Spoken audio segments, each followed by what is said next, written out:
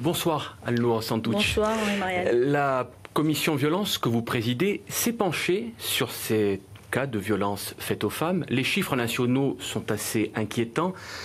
3 femmes meurent régulièrement, tous les 3 jours, sous les coups de leurs compagnons. Quelle est la réalité en Corse ?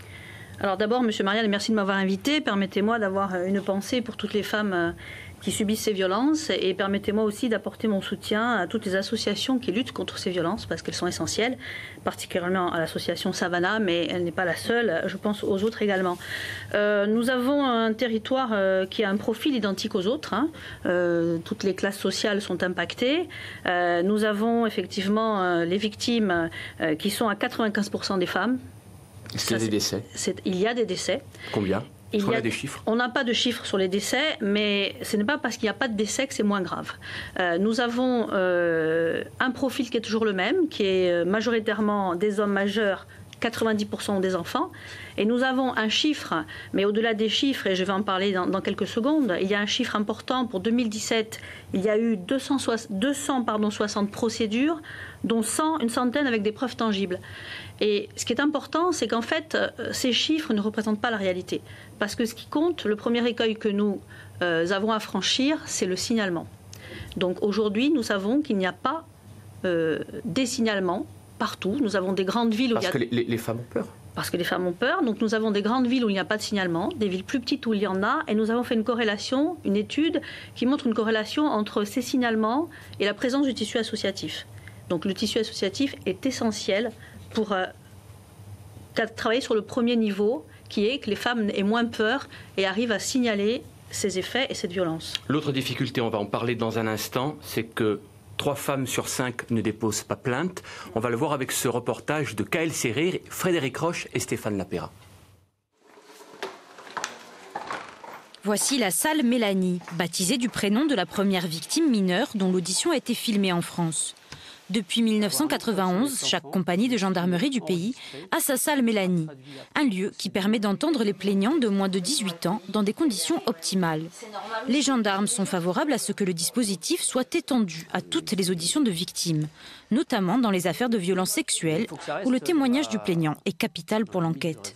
Dans ces auditions, notamment les premières auditions, nous allons voir ressurgir chez le témoin, chez la victime, le détail le plus précieux pour nous, pour pouvoir permettre d'identifier les auteurs, mais aussi pour permettre d'avoir une confirmation de ce qu'elle raconte et trouver sur place des indices, etc. Identifier les coupables sans heurter les victimes, c'est toute la difficulté de ces affaires. Depuis près de 20 ans, police et gendarmerie forment des enquêteurs spécialisés et travaillent de concert avec des psychologues. On ne peut pas arriver au temps de la procédure sans avoir élaboré un temps soit peu et avoir travaillé sur ce temps psychique. Et dans ce contexte-là, le temps, la procédure peut être bénéfique. C'est-à-dire qu'à un moment donné, au lieu de rester le procès, ça va quand même permettre de sortir de la haine, de la vengeance, de la destruction, de l'autodestruction. En Corse, la population reste préservée. C'est la région de France où l'on enregistre le moins de violences sexuelles. 0,41 faits pour 1000 habitants. Reste que tous les cas ne sont pas dénoncés. Prendre la parole est difficile pour les victimes. Avant, les femmes ne parlaient pas. Aujourd'hui, justement, beaucoup franchissent ce pas, mais pas suffisamment encore. Et nous appelons toutes les autres à le faire pour, évidemment, pouvoir continuer une vie à peu près normale. Et en même temps, nous lançons une campagne Génération non sexiste pour dire stop à la culture du viol. Une culture du viol traduite dans les statistiques. L'an dernier, 40 400 faits ont été enregistrés par les services de police et de gendarmerie en France. Une goutte d'eau dans l'océan, puisque seuls 8% des victimes déposent plainte. Vous faisiez référence au début de cette interview à l'association Savannah. C'est une association créée après le décès de Savannah Torrenti. On voit les images qui défilent sur notre écran. C'est morte sous les coups de son compagnon. Il y avait une marche blanche en mai 2016.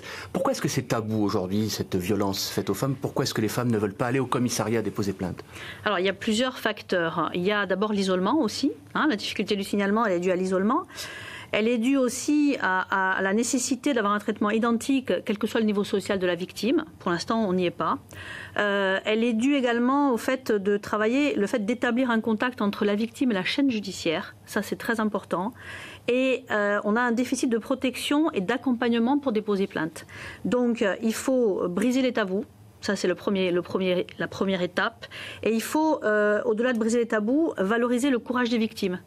Casser les codes sociaux qui empêchent ce signalement et admettre socialement que ces comportements sont intolérables. Alors très vite, il nous reste 30 secondes. Les initiatives que vous allez prendre avec la commission, très vite. Alors les initiatives que nous allons prendre, nous avons travaillé les travaux de la commission. Il va falloir mettre en place une communication entre les acteurs et surtout des approches croisées, un peu innovantes. Développer la prévention en amont, ça c'est essentiel. Et accompagner les bonnes pratiques.